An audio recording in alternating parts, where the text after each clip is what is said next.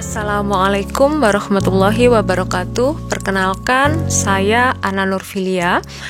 Pada kesempatan kali ini, saya akan sedikit mengulas tentang makanan yang dapat menurunkan imunitas. Sangat penting untuk menjaga imun atau daya tahan atau kekebalan tubuh agar kita tidak mudah terserang atau terinfeksi berbagai macam mikroorganisme patogen dari luar. Saat imun atau daya tahan tubuh kita lemah, bisa karena terlalu banyak aktivitas fisik, beban kerja yang tinggi, sehingga kelelahan dan stres, maka tubuh akan dalam kondisi yang lemah.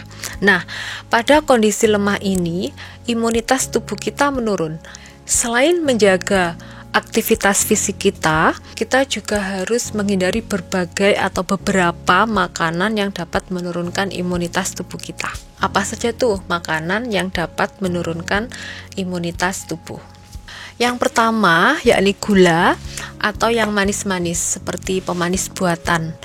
Nah, terutama salah satu contohnya sakarin, di mana sakarin ini bisa menyebabkan resiko kanker serta mengiritasi mukosa.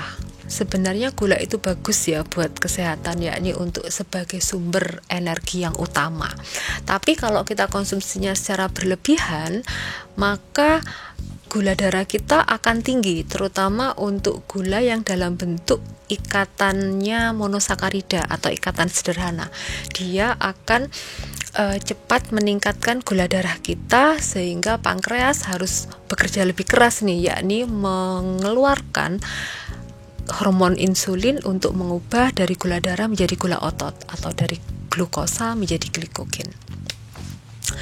Jika hal ini terus-menerus terjadi, maka tubuh akan bisa beresiko diabetes. Berikutnya yang kedua adalah gorengan atau minyak ya.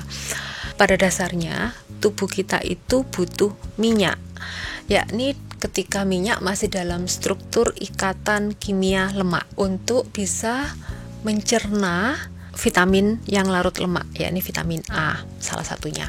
Nah, tapi kalau minyak hasil dari penggorengan berkali-kali, lebih dari 4 kali, ikatannya sudah bukan lemak lagi, tapi dia masuk kategori radikal bebas karena ikatannya sudah tidak stabil, kena panas, teroksidasi. Maka dia ketika masuk ke dalam tubuh kita akan mencoba menstabilkan diri dengan cara mengikat pada salah satunya adalah dinding pembuluh darah, sehingga dinding pembuluh darah ini akan luka dan tubuh akan fokus untuk bagaimana caranya mereparasi atau meregenerasi pembuluh darah yang luka tadi itu bisa tertutup lubangnya.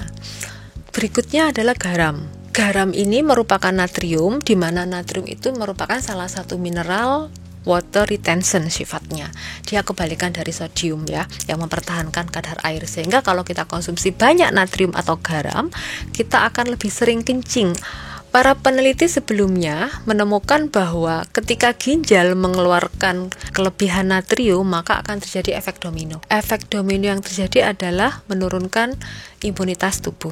Berikutnya, kopi dan teh, di mana kopi itu mengandung kafein. Kafein ini sebenarnya bagus untuk doping agar kita tetap fokus dalam bekerja ya, untuk meningkatkan stamina, tetap fokus gitu. Tapi jika kita konsumsi secara berlebihan, ketika tubuh manusia sudah bekerja seharian, lalu ketika istirahat nggak bisa tidur karena efek kafein, maka hal ini akan dapat memicu penurunan imunitas tubuh. Berikutnya adalah soda. Soda ini selain manis juga mengandung fosfor.